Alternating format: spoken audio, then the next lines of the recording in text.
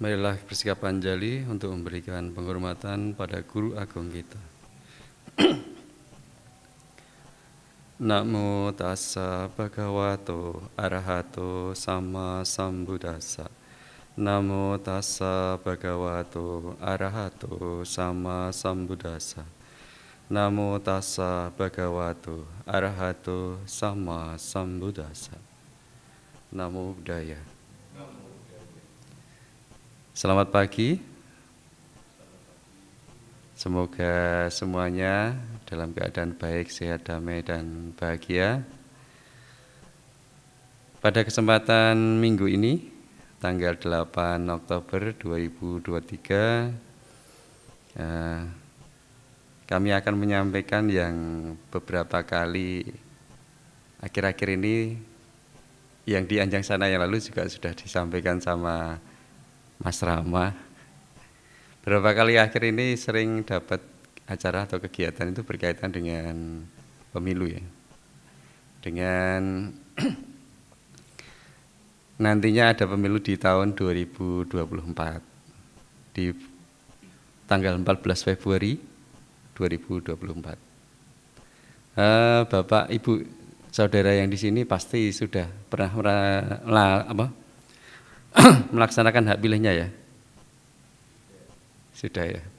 Tapi kelihatannya dalam pemilu itu kalau kita memilih, rasa-rasanya efek dari hasil pemilu itu kayaknya yo sama aja. Kita bekerja, kalau saya pedagang tetap jadi pedagang. Mas Eko yang ngajar tetap jadi guru ya. Kayak tidak ada merasakan perubahan, sepertinya begitu ya. Tapi sebenarnya kalau dilihat secara luas, mungkin ya dalam bentuk negara Indonesia ini kan ya, kita juga bisa melihat perubahannya. Ternyata ada perubahan kebijakan, perubahan dari pembangunan dan sebagainya. Yang dimana itu juga sebenarnya dampak dari kita memilih seorang pemimpin juga sebenarnya. Meskipun ya secara langsung kalau dalam kehidupan sehari-hari nggak begitu terasa sebenarnya. Tapi efek pada perkembangan negara itu berpengaruh.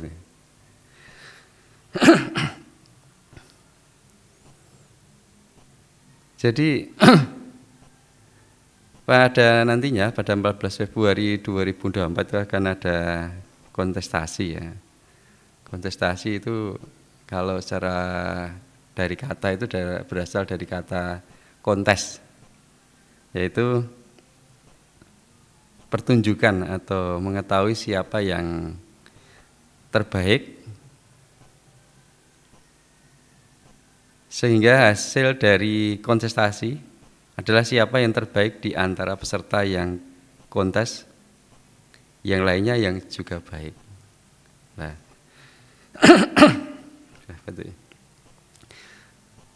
Bapak Ibu yang hadir di sini, untuk slogan pemilu di tahun 2004 sudah ada yang tahu ya? Belum atau pura-pura belum tahu ini. Jadi kemarin tuh ada hari kemarin apa? Sabtu ya. Hari Sabtu itu ada acara di alun-alun, itu ada kira pemilu. Saya juga baru tahu sebenarnya. Baru tahu kalau slogan pemilu untuk tahun 2004 itu pemilu sebagai sarana integrasi bangsa.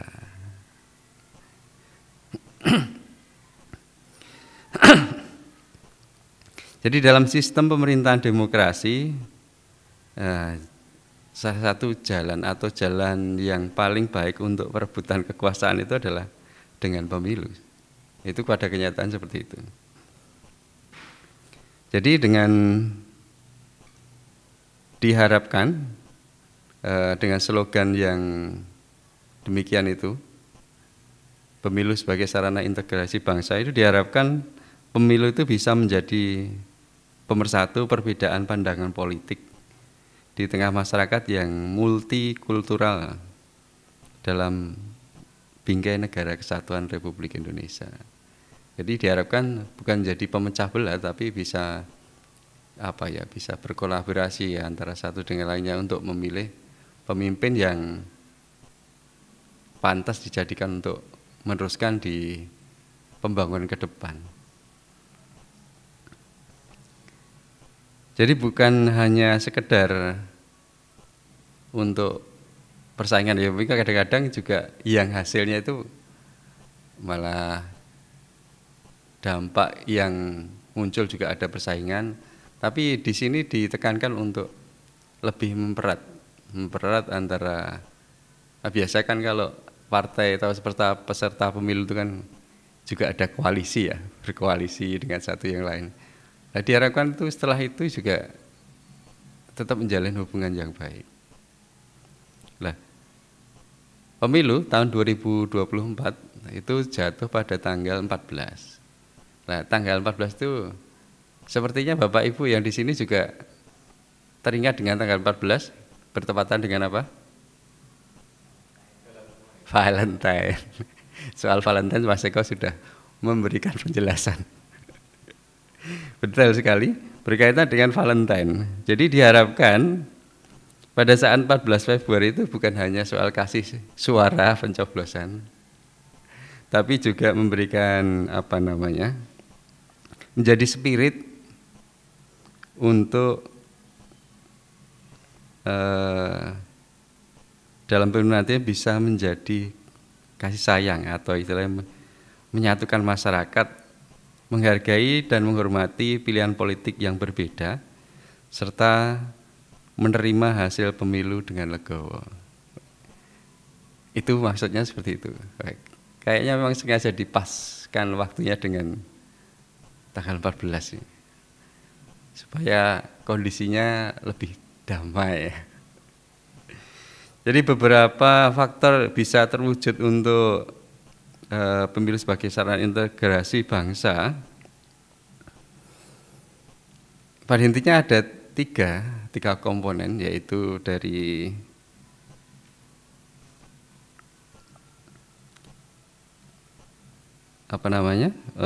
tidak membedakan.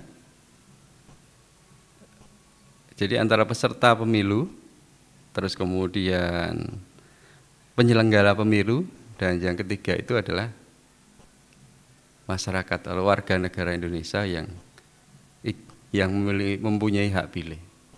Nah, tiga komponen ini pada intinya akan terwujud integrasi jika mematuhi peraturan perundangan regulasi yang berlaku. Nah, kira-kira begitu. Termasuk menjadi peserta pemilu diharapkan itu menjadi pemilih yang cerdas, memilih yang rasional, dan tidak menjadi pemilih yang transaksional. Tapi memang kebanyakan yang terjadi itu lebih mudah dipengaruhi yang pada masa sekarang ini dengan transaksi ya. Tapi diharapkan dari kejadian-kejadian itu tadi, diharapkan kita lebih bisa memilih secara logis, agar nanti yang dampaknya secara luas kita tidak menyesal. Apalagi banyak perubahan yang mungkin malah kebijakan-kebijakan yang ada itu cukup mengganggu atau istilahnya kurang memberikan kemajuan. Nah, lalu kita berbicara konteksnya dalam Dhamma.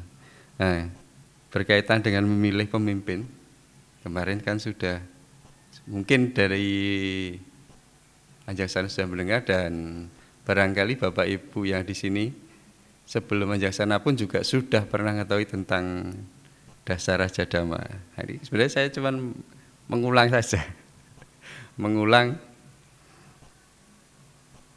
dari dasar Dhamma Raja.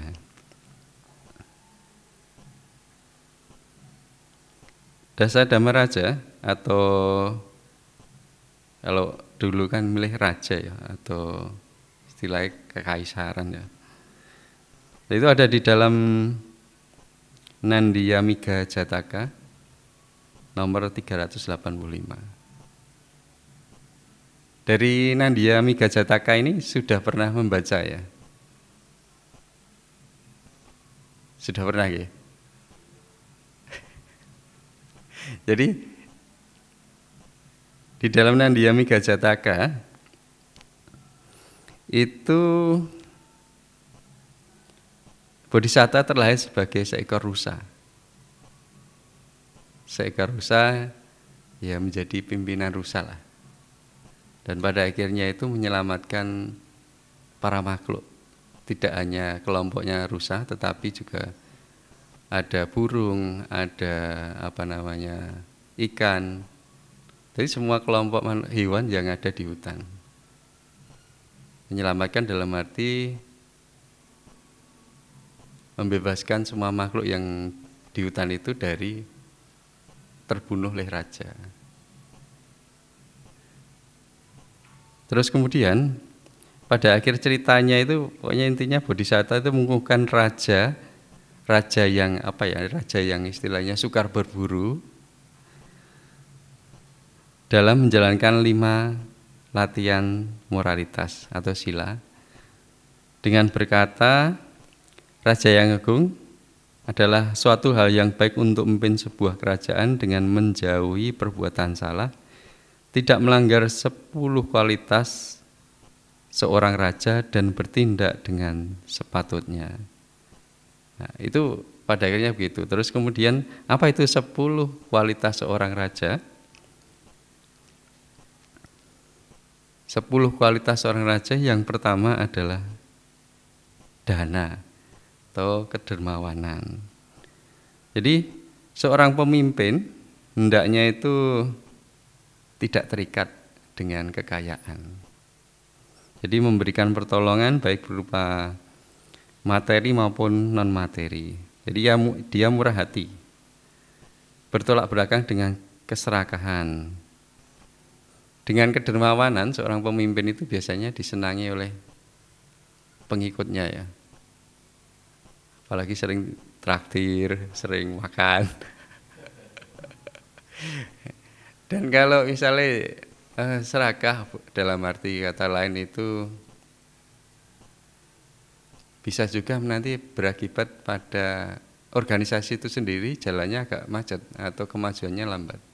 Satu contoh misalkan suatu pemimpin itu tidak memiliki kedermawanan, malah justru mengambil dalam yang mungkin konteksnya itu kalau secara umum dikatakan itu korupsi ya.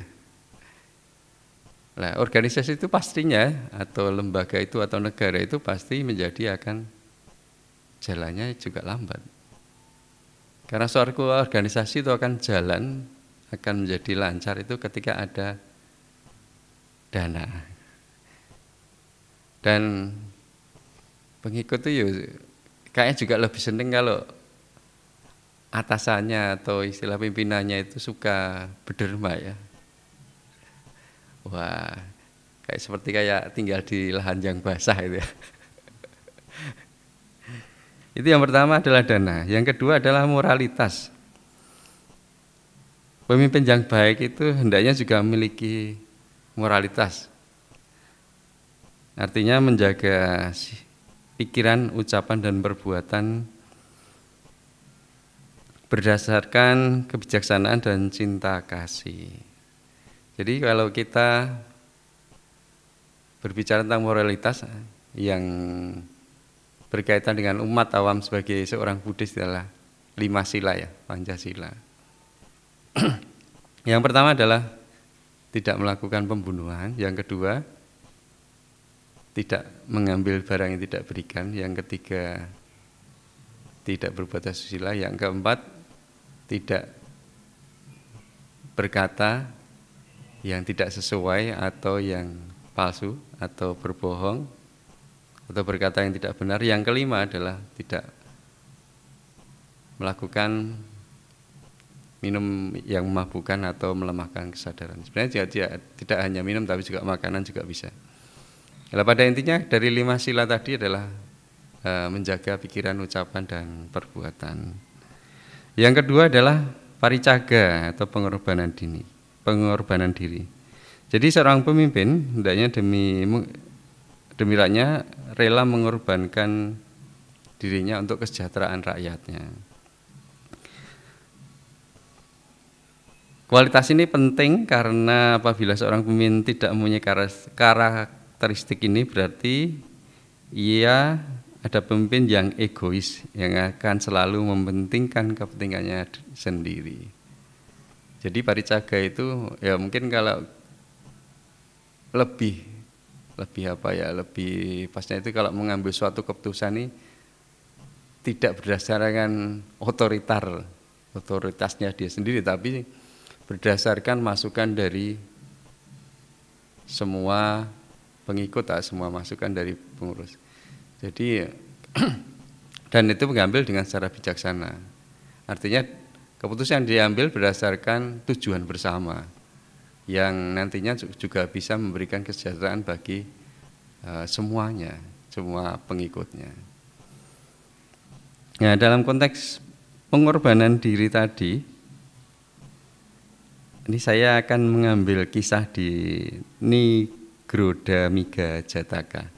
Nah, sebenarnya ceritanya hampir mirip dengan tadi Nandya Miga Jataka tentang 10 kualitas seorang pemimpin. Tapi saya mengambilnya untuk pengorbanan ini, saya mengambil di Nigrodamika Jataka. Jadi ceritanya pada saat itu Bodhisatta itu terlahir sebagai seekor rusa.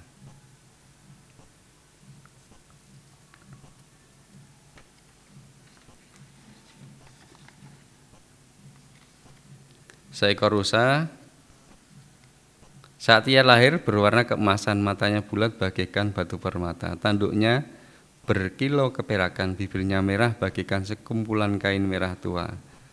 Kuku di keempat kakinya terlihat seperti dipernis, ekornya bagaikan ekor yak, dan tubuhnya sebesar anak kuda. Bersama 500 ekor rusa lainnya, ia tinggal di sebuah hutan. Ia dikenal sebagai Raja Rusa Beringin atau Nigrodamika. Di dekat mereka terlihat seekor rusa lain, 500 ekor pendampingnya. Rusa tersebut bernama rusa cabang, Sakamika, juga berwarna keemasan seperti Bodhisatta. Jadi di satu hutan itu ada 2 rusa yang memiliki atau ciri-ciri yang hampir sama dengan Bodhisatta. Yang satu, yang Bodhisatta bernama rusa beringin atau Nigrodamika.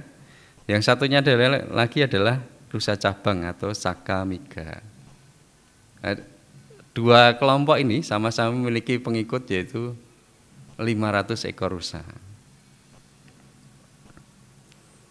Nah, pada masa itu Raja Benaras itu suka berburu dan memakan daging setiap kali ia makan.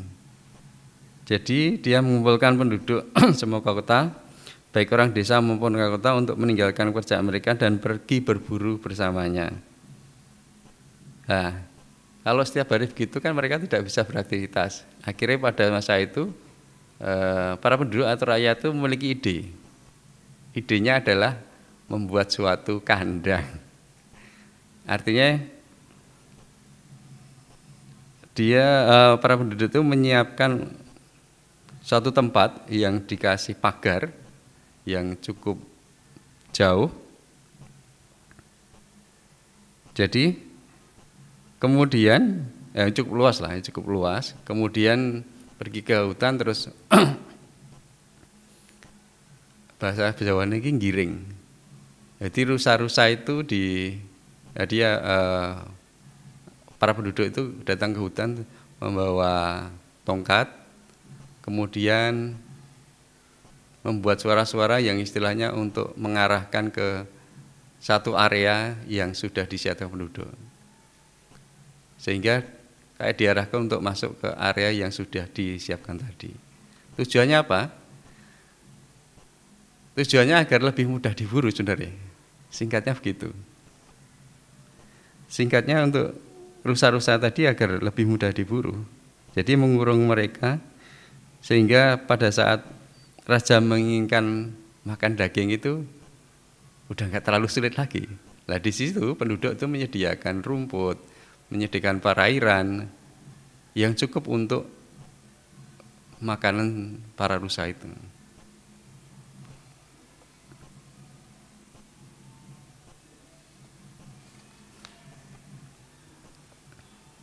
Jadi sejak saat itu sudah kadang rajanya tidak perlu pergi berburu, tapi cukup pelayannya atau kokinya itu ya langsung datang untuk mendapatkan daging.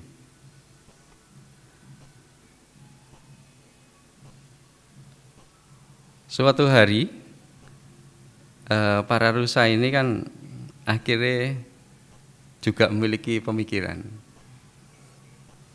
Daripada istilahnya apa namanya, ada ketakutan, akhirnya mereka berpikir rusa ini untuk menyerahkan diri secara bergiliran. Jadi tadi ada dua kelompok rusa ya, yang satu kelompoknya rusa beringin, yang satu kelompoknya rusa cabang. Lah, ketika hari ini rusa beringin itu jadi bergiliran, pengikutnya rusa beringin itu menyerahkan diri, lah besok itu satunya lagi, kelompoknya rusa cabang. Jadi demikian itu yang dilakukan para rusa daripada apa istilahnya berada di dalam ketakutan. Luar biasa ya rusa.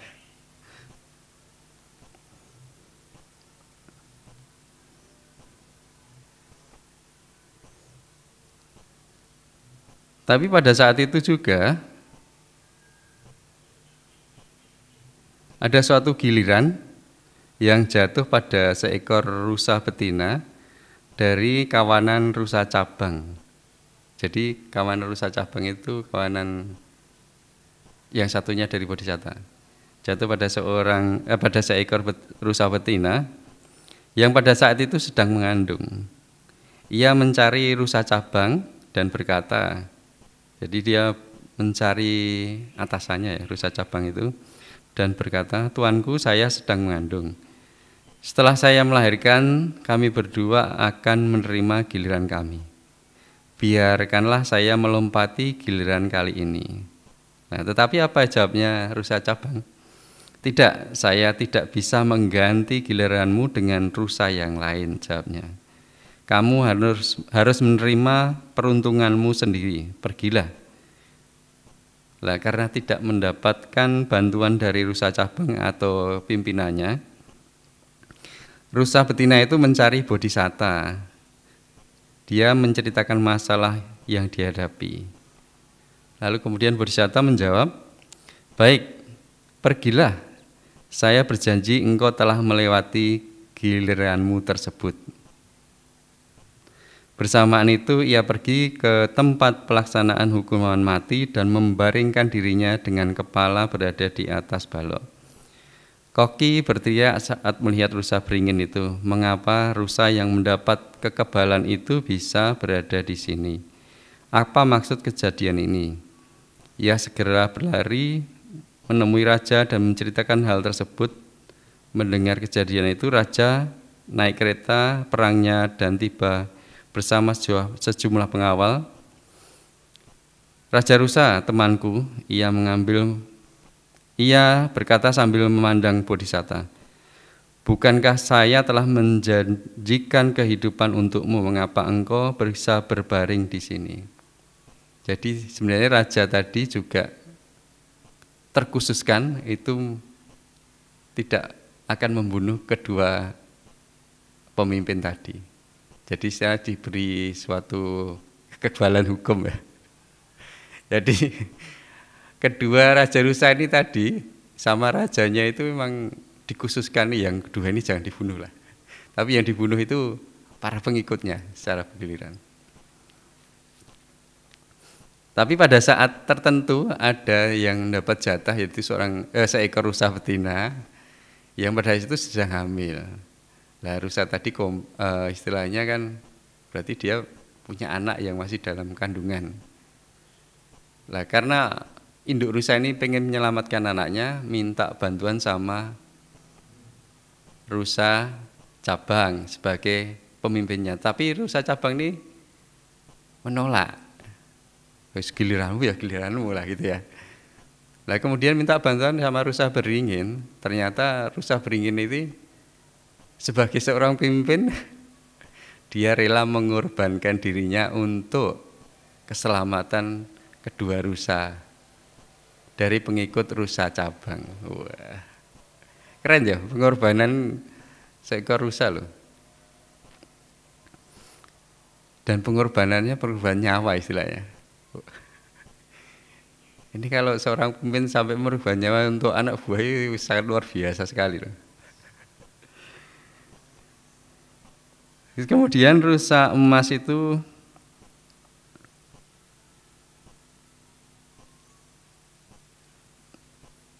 apa namanya? Rajanya berkata, "Raja rusa emas," kata raja, "saya belum pernah melihat bahkan di antara manusia seseorang dengan kebaikan hati, cinta kasih dan belas kasih sebesar yang engkau miliki. Hal ini membuat saya merasa senang terhadap keberadaanmu. Bangkitlah, saya bebaskan nyawamu dan nyawa rusa betina itu." Meskipun dua nyawa telah diselamatkan, apa yang akan terjadi pada rusa-rusa lainnya, wahai raja para manusia? Nah, kemudian rusa beringin ini bertanya, jadi kalau dua nyawa terselamatkan dan rusa beringin juga selamat, kemudian raja berkata, akan saya bebaskan juga nyawa mereka, raja rusa. Jadi raja ini juga akan membebaskan semua nyawa dari teman-temannya atau pengikutnya. Jadi semua rusa kemudian pada saat itu tidak akan dibunuh atau tidak akan diambil dagingnya ya. Paduka, hanya rusa di taman peristirahatanmu yang bebas dari hukuman mati. Apa yang akan terjadi pada semua rusa lain yang ada? Kemudian rajanya berkata, raja manusianya tadi, Raja Benares ya, nyawa mereka akan saya bebaskan juga. Raja rusa. Terus kemudian raja rusa berkata lagi, Paduka, rusa-rusa akan aman, namun apa yang akan terjadi pada makhluk-makhluk berkaki empat lainnya? Semakin luas ini. Semakin luas. Jadi tidak hanya menyelamatkan kelompok rusa yang ada di lingkungannya, tapi juga di luar lingkungannya. Dan ini juga berusaha untuk istilahnya diplomasi, wah, bargaining, lobby, atau istilahnya mengambil posisi yang bagus. Jadi Raja Rusa juga meminta untuk membebaskan tentang keselamatan makhluk-makhluk berkaki empat lainnya. Kemudian Raja Manusia atau Raja Benares ini juga berkata, nyawa mereka juga akan saya bebaskan, Raja Rusa. Nah, kemudian Rusa tadi menjawab, Paduka, makhluk-makhluk berkaki empat akan merasa aman, namun apa yang akan terjadi pada kawanan burung? Wah. Setelah berkaki empat ini ke burung. Jadi keselamatan burung juga perlu dipertimbangkan juga ini, berarti keselamatan semua makhluk ini. Kemudian Raja Benares berkata, nyawa mereka juga akan saya bebaskan, Raja Rusa. Kemudian Raja Rusa beringin tadi berkata, Paduka, burung-burung akan aman, sebagaimana dengan ikan-ikan yang hidup di air. Banyak ini kayaknya. Kemudian setelah burung ke ikan yang di air, kemudian Raja Benares berkata, saya akan bebaskan nyawa mereka juga, Raja Rusa. Nah, setelah tadi menyelamatkan makhluk-makhluk di lingkungannya, baik dari yang ada di darat, di air maupun yang di udara. Kemudian Raja Rusa memohon pengampunan kepada raja atas seluruh. Kemudian Raja Benares itu mohon pengampunan atas seluruh makhluk hidup. Makhluk yang agung itu pun bangkit. ia mengukuhkan 5 latihan moralitas kepada Raja Benares dan berkata, berjalanlah di jalan kebenaran, Raja yang agung, berjalanlah di jalan kebenaran dan keadilan untuk orang tua, anak-anak, orang-orang kota, dan para penduduk desa. Sehingga saat raga ini hancur, engkau akan memasuki alam bahagia. Wah, itu ceritanya begitu. Menarik ya.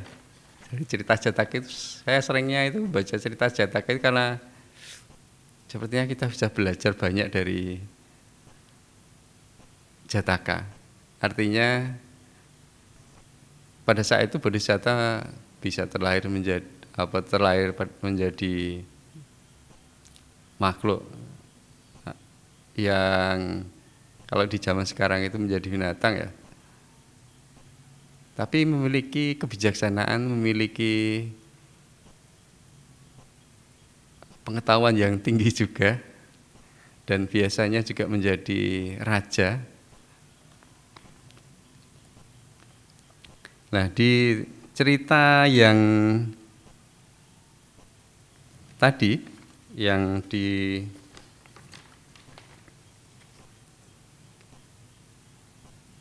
Nandiya Miga Jataka yang menceritakan tentang 10 kualitas seorang pemimpin, itu ceritanya hampir mirip. Kalau di sini yang di Nigroda Miga Jataka tadi, Bodhisatta terlahir sebagai rusa dan menyelamatkan rusa betina beserta seluruh makhluk yang ada di situ. Di Nandiya Miga Jataka itu menceritakan Bodhisatta terlahir sebagai seekor rusa yang juga menyelamatkan, tapi di cerita itu menyelamatkan kedua orang tuanya. Inti ceritanya hampir sama, tapi di awalnya itu berbedanya cuman yang di Nandiya Miga itu menyelamatkan kedua induknya, kedua orang tuanya. Terus kemudian di Nigroda Miga Jataka menyelamatkan rusa betina yang mengandung. Tapi di akhirnya juga sama lah, mirip, tidak jauh berbeda. Jadi karakter pemimpin yang ketiga tadi adalah pengorbanan diri. Nah, cerita Jatakanya seperti itu. Jadi Bodhisatta sebagai seekor raja rusa melakukan pengorbanan diri. Meskipun kalau dipikir-pikir itu biasanya tidak mau, dia punya kekebalan hukum istilahnya, bisa selamat, tapi rela untuk berkorban untuk kepentingan makhluk lain. Kualitas yang keempat dari 10 Raja Dhamma, yang keempat adalah ajawa, tulus hati dan bersih. Jujur pada diri sendiri, tulus hati dan bersih pada orang lain akan membuat pemimpin dihargai oleh para pengikutnya. Nah, pengertian tulus hati atau tulus itu menurut Kamus Besar Bahasa Indonesia merupakan sungguh dan bersih hati atau benar-benar keluar dari hati yang jujur. Tulus juga diartikan sebagai sikap jujur, tidak berpura-pura, tidak serong atau ikhlas. Jadi kata tulus itu ada padanannya, yaitu bersih, lurus, rela, sudi, jujur, sadik, dan muklis. Muklis artinya tulus juga. Jadi ketika orang melakukan dengan tulus itu melakukan baik dilihat atau diketahui atau tanpa diketahui, itu melakukannya dengan sangat mulia atau melakukan dengan sepenuh hati. Itu biasanya yang memiliki ketulusan.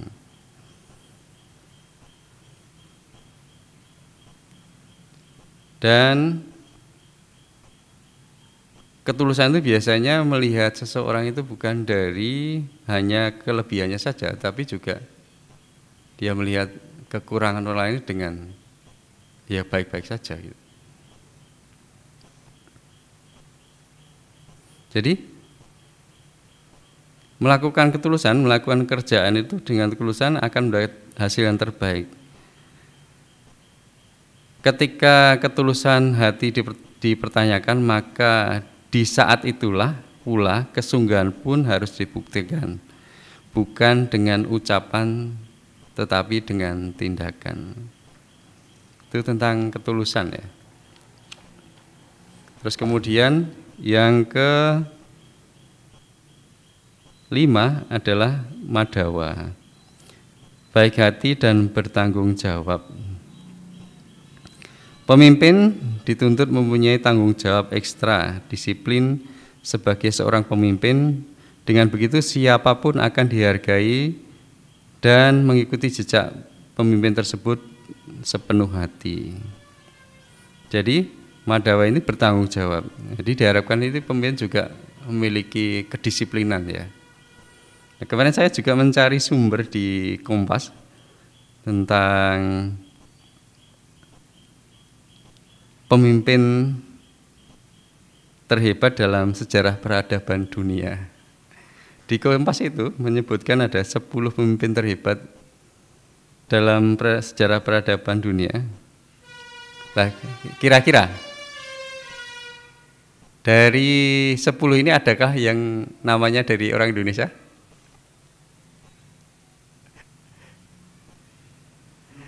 Belum ada. Setelah saya baca itu di Kompas, ternyata dari 10 itu tidak ada yang namanya orang Indonesia. Yang pertama itu adalah Alexander Agung, Alexander ketiga. Dari Makedonia, lebih dikenal Alexander Agung, ya dikenang sebagai salah satu pemimpin militer terbaik sepanjang masa karena kehebatannya dalam perang strategis. Ia mendirikan lebih dari 70 kota selama 13 tahun pemerintahannya. Contohnya Persia, Asia Kecil, Makedonia.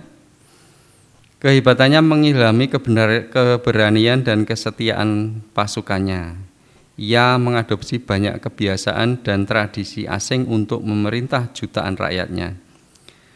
Alexander baru berusia 32 tahun ketika dia meninggal karena demam di Babilonia. Sekarang di sekitar Baghdad atau Irak pada Juni 323 sebelum Masehi. Itu yang nama yang disebutkan dalam artikel di Kompas, 10 pemimpin terhebat dalam sejarah peradaban dunia. Yang pertama adalah Alexander Agung. Harus tahu aku. Yang kedua, ini mungkin menyebut namanya sudah pada yang kenal, Genghis Khan. Tahu ya? Ternyata Genghis itu termasuk 10 pemimpin terhebat tuh, yang kedua ini. Genghis Khan terkenal karena kecenderungannya yang sangat merusak dalam melawan musuh-musuhnya. Tetapi dia juga seorang pemimpin militer yang hebat. Khan adalah pendiri kekaisaran Mongol, kekaisaran berbasis daratan terbesar yang pernah ada di dunia. Mengingat ukuran pasukannya, tingkat disiplin dan pelatihan yang dia tanamkan sangat luar biasa. Kemampuannya untuk mendisiplinkan serta kemarahannya yang bisa ditimbulkan jika dia dikhianati membuatnya menjadi pemimpin yang sangat hebat. Jadi kalau kita mendengar kata Genghis Khan itu, ya saya sendiri mendengar kata Genghis Khan itu, kalau dia ketemu dengan musuhnya itu, dia bisa mencabik-cabik musuhnya. Jadi kalau tidak keliru, tubuh musuhnya itu dipotong-potong. Kejam dia. Pada masa itu, ada masa Genghis Khan itu kalau tidak salah itu sampai bisa nyampe ke Eropa kalau tidak salah. Pada masa itu loh Pak. Padahal dari Asia loh, dari Mongolia. Luar biasa daerah kekuasaannya pada itu. Karena memiliki disiplin yang tinggi. Jadi pengikutnya dia sendiri kalau di sini diceritakan bahwa dia itu kalau apalagi kalau dihianati, wah bisa marah besar ya. Kejam. Tapi di artikel Kompas itu menyebutkan bahwa juga termasuk apa ya, pemimpin yang terhebat atau dalam sejarah peradaban dunia. Kemudian yang ketiga, ini mungkin namanya nggak terlalu dikenal ya, atau saya nggak kenal. Boudica, tahu ya? Belum ya? Boudica, istri dari pemimpin suku Celtic Iceni, Prasutagus. Dia terkenal memenangkan pertempuran melawan legiun ke-9 Romawi. Setelah mereka mencoba untuk mengambil alih suku setelah kematian suaminya. Dia kemudian melanjutkan untuk menjarah beberapa kota di Inggris Romawi. Sebelum dikalahkan oleh tentara Romawi yang dipimpin oleh Paulinus pada 60 Masehi. Yaitu yang ketiga. Saya mengambil yang tiga saja. Yang ke 4, 5, 6, 7, 8, 9, 10 saya bacakan saja nama-namanya. Yang keempat adalah Mark Antony. Yang kelima Cleopatra. Kalau nama ini mungkin tidak asing ya. Ternyata menjadi pemimpin yang berada di dalam urutan ke-5. Yang ke-6 adalah Alaric dari Visigoth. Yang ke-7 adalah Cyrus yang Agung. Yang ke-8 Agustus, Kaisar Agustus Romawi ya. Yang ke-9 adalah Hannibal Barca dari Kartago. Yaitu seorang pemimpin militer yang memenangkan banyak kemenangan atas Romawi. Dibesarkan ayahnya, dia dibuat membenci Roma sejak usia muda dan terus menerus terlibat dalam pertempuran melawan orang-orang Roma selama masa dewasanya. Dikatakan ia telah tidur dengan anak buahnya di tempat terbuka dan kelaparan dengan mereka ketika persediaan menipis. Pasukannya menaruh kepercayaan penuh padanya. Akibatnya mereka mengikuti perintahnya tanpa syarat sampai pembunuhannya pada 221 sebelum Masehi. Nah, ini juga seorang pemimpin yang apa istilah, kalau di istilah dipermudah itu adalah sama rasa. Anak buahnya kelaparan ya ikut lapar lah. Enggak hanya mencari untuk keuntungannya sendiri. Dan yang ke-10 adalah Tutankhamen dari Mesir. Meskipun Raja Tutankhamen berusia 18 atau 19 tahun pada saat kematiannya. Nah, itu adalah 10 pemimpin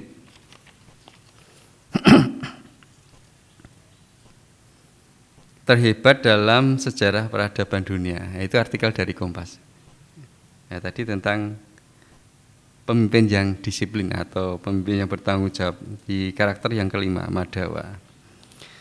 Lanjut berikutnya yang keenam adalah Tapa. Jadi pemimpin juga memiliki sifat yang Tapa itu adalah sederhana. Ia sederhana, tidak sombong, apalagi berlebihan. Itu yang sederhana. Jadi seorang pemimpin hendaknya juga memiliki sikap yang sederhana. Sederhana arti dalam Kamus Besar Bahasa Indonesia adalah bersahaja, tidak berlebihan, sedang dalam arti pertengahan, tidak tinggi, tidak rendah, dan sebagainya. Itu sederhana. Jadi tidak banyak seluk-beluk atau kesulitan dan sebagainya. Tidak banyak pernik atau istilah lugas. Itu yang dimaksud tapa atau sederhana. Nah, bisa juga kesederhanaan itu berkaitan dengan memahamkan sesuatu dengan lebih mudah. Itu juga bisa sederhana ya Mas. Jadi kita juga bisa melihat pemimpin atau calon-calon pemimpin ya, itu kadang-kadang malah dibuat rumit dengan kata-kata ya. Yang seharusnya sederhana malah kemana, rumit sekali. Tapi hendaknya seorang pemimpin itu malah membuat suatu kata-kata yang bisa sangat mudah dipahami oleh para pengikutnya. Kira-kira begitulah ya kriterianya.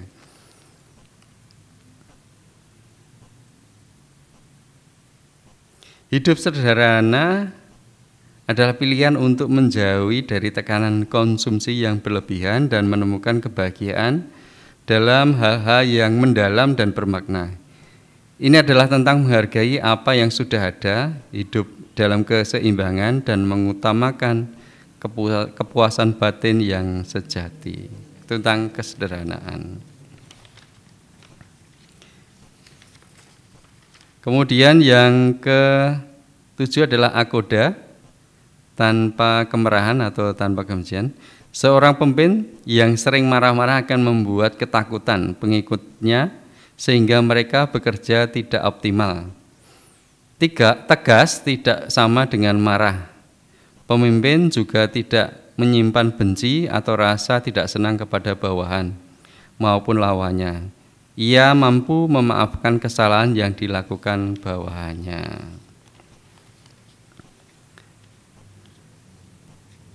Lah, kadang juga kalau pemimpin itu yang sering marah-marah, malah justru kadang bukan menyelesaikan masalah tapi memperburuk keadaan.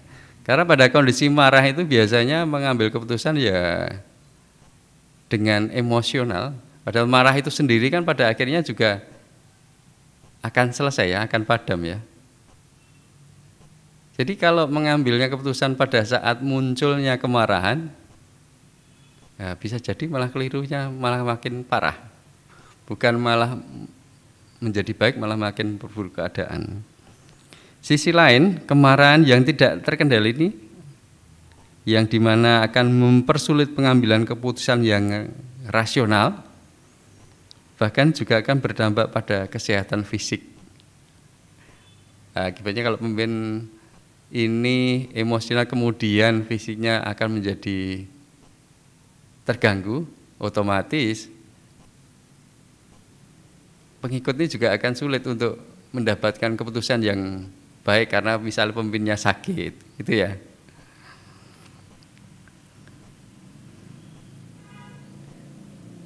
Namun, jadi dengan kemarahan itu sebenarnya baiknya itu dikelola.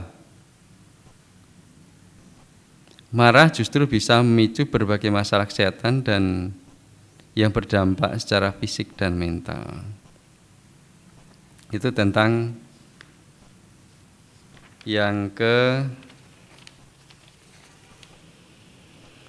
Jadi pemimpin hendaknya tanpa kemarahan. Yang ke-8 adalah awihimsa atau tanpa kekerasan.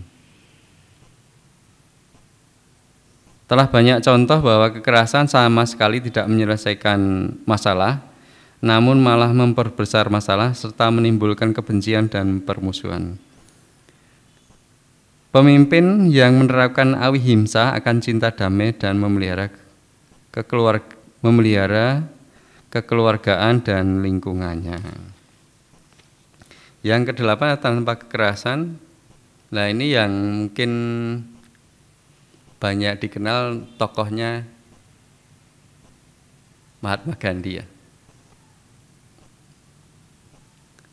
Tentang dalam upayanya untuk meraih kemerdekaan dari Kekaisaran Britania, kekerasan dapat jadi dipopulerkan oleh Mahatma Gandhi untuk meraih kemerdekaan di India. Kekerasan dapat terjadi secara fisik, verbal, non-verbal, atau melalui media, teknologi informasi dan komunikasi. Nah, kekerasan secara fisik itu ya memukul, mengguncang-guncang, ya semacam itulah ya. Secara fisik kita bisa lihat dengan perbuatan. Terus kemudian kekerasan secara verbal itu lewat perkataan.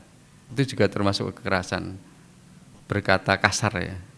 Berkata yang tidak menyenangkan, mencemooh. Itu yang dilakukan ya mungkin kita juga bisa melihat berkaitan dengan pemilu melihat karakter pemimpin yang mungkin kita juga bisa memilih yang memiliki kesabaran saja atau tidak suka marah-marah lah ya. Kemudian yang ke 9 adalah kanti atau kesabaran. Sabar dalam menghadapi masalah dan rintangan, mampu tetap tenang dalam hinaan dan celaan, dan memiliki bijaksanaan untuk menentukan timing yang tepat dalam mengambil keputusan. Yang kanti ini adalah, yang ke-9 adalah kanti atau sabar. Sabar ini artinya juga istilahnya mampu menghadapi kesulitan penderitaan badaniah, itu misalkan kepanasan, kedinginan, lapar, haus, dan lain-lain. Tadi di 10 pemimpin yang ada dalam sejarah peradaban dunia tadi juga ada yang sabar juga ya. Jadi sudah dicontohkan. Lah, di Parita yang kita baca pun juga di Karyanyamita itu ada tentang itu juga memunculkan tanpa permusuhan. Di sisi lain, di ajaran Dhamma juga pernah mendengar tentang Kanti Paramang Tapo Titika. Kanti Paramang Tapo Titika adalah kesabaran atau ketabahan adalah cara melatih batin yang terbaik. Nah, ini sering ya kita dengar ya. Ternyata kita juga ditekankan tentang kesabaran. Yang ke-10 adalah awiroda. Jadi tidak memelihara pertentangan atau permusuhan. Jadi pemimpin yang mampu mengarahkan bawahan pada visi dan misi yang sama. Ia tidak menghalangi kemajuan bawahan, malah mendukung mereka untuk maju bersama. Yang ke-10, berhenti atau tidak memelihara perselisihan.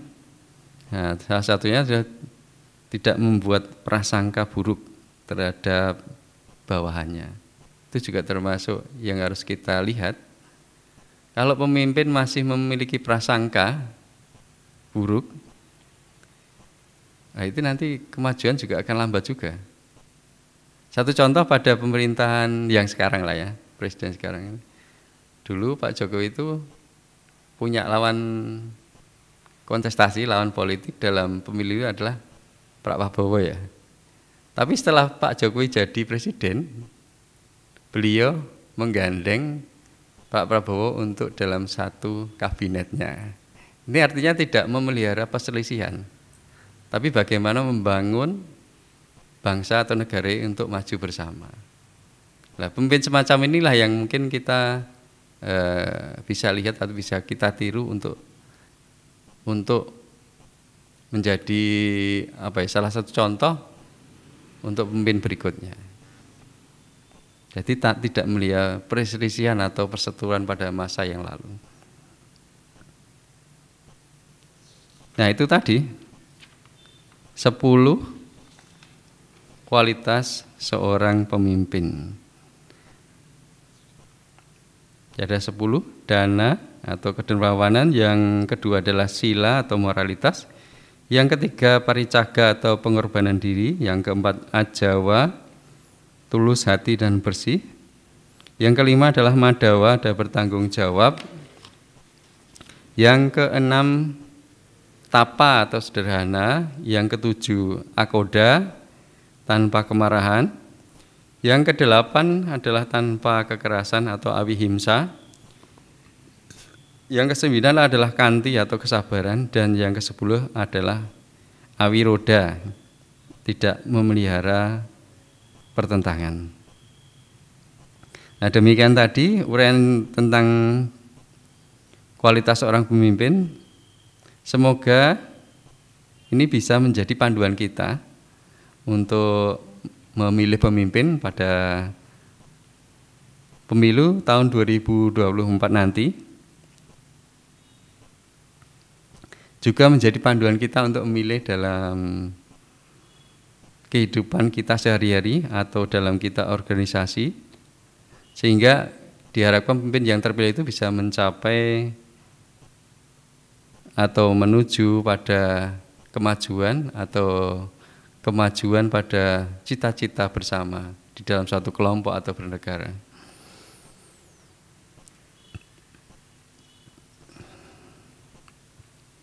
Di dalam pemilu nantinya diharapkan itu ketika kita memilih pemimpin tadi, ya pemimpin itu setidaknya bisa membawa pada kemajuan cita-cita harapan negara Republik Indonesia. Nah, cita-cita besar yang sampai saat sekarang ini tidak dirubah, yang masih ada itu adalah di dalam pembukaan Undang-Undang Dasar Republik Indonesia pada halaman keempat yang berbunyi, kayak setiap yang ada di sini kayaknya masih ingat ya, pembukaan dasar Undang-Undang Republik Indonesia. Apalagi Pak Eko yang setiap Senin itu ada upacara bendera. Oh, ketika nggak ada ya. Oh, tapi ikut upacara di lapangan ya? Di apa SD? Oh, TK ya. Oh, nah cita-cita yang sampai saat ini kita dengar itu adalah melindungi segenap bangsa Indonesia dan seluruh tumpah darah Indonesia, dan untuk memajukan kesejahteraan umum, mencerdaskan kehidupan bangsa, dan ikut melaksanakan ketertiban dunia yang berdasarkan kemerdekaan, perdamaian abadi, dan keadilan sosial. Nah, paling tidak nanti diharapkan itu pemimpin yang terpilih bisa membawa menuju pada cita-cita besar tadi ya. Nah, kira-kira begitu. Tapi pada intinya sebenarnya pemilu itu adalah suatu proses dalam suatu sistem negara demokrasi yang di mana itu adalah hanya suatu sistem yang berjalan. Namun pada intinya peran kita semua ini utamanya untuk menjaga toleransi, kedamaian, dan ketenangan serta kerukunan. Sebenarnya ke situ saja sih arahnya. Untuk supaya kita dalam kehidupan sehari-hari bisa bekerja, berkarya, beraktivitas dengan rasa aman, dengan ketentraman dalam bingkai negara kesatuan Republik Indonesia. Jadi itu yang paling utama dari rangkaian tentang seorang pemimpin tadi. Sehingga dengan kita menjaga toleransi, kedamaian, ketenangan, dan kerukunan, itu diharapkan ketenangan yang ada itu bisa kita rasakan sampai seperti sekarang ini. Seperti pada hari ini kita melakukan puja bakti dengan cukup lancar ya, cukup baik, hingga sampai dengan mau selesai. Jadi semoga panduan seorang pemimpin yang berkualitas tadi juga bisa menjadi pemaju atau pemicu dalam diri kita masing-masing, dalam pribadi kita masing-masing, untuk memimpin diri kita masing-masing ke arah yang sesuai dengan cita-cita kita masing-masing. Kita masing-masing memiliki cita-cita. Di dalam Dharma kita masing-masing, saya kira sama lah, cita-citanya terbebas dari samsara. Saya kira itu yang sebenarnya saya tekankan adalah memimpin diri kita masing-masing untuk pada sesuai cita-cita kita, yaitu mencapai kebebasan yang luhur yang mulia adalah nibbana.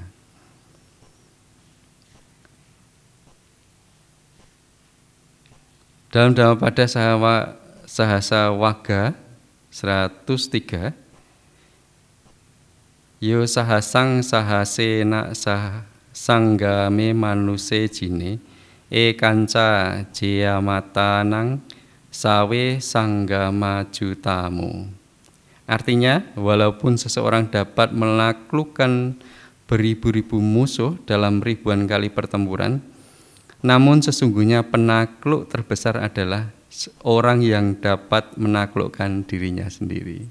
Nah, jadi rangkaian dari 10 kualitas seorang pemimpin tadi pada akhirnya Saya hanya menekankan pada menaklukkan diri sendiri, mengarahkan diri sendiri pada cita-cita kita di dalam Dhamma.